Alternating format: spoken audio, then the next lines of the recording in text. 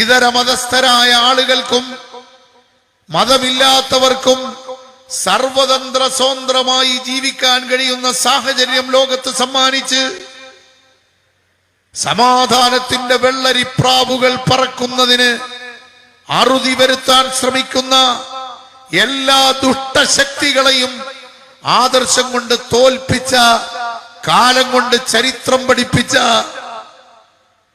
അനുഭവം മാത്രമാണ് നമുക്കുള്ളത്.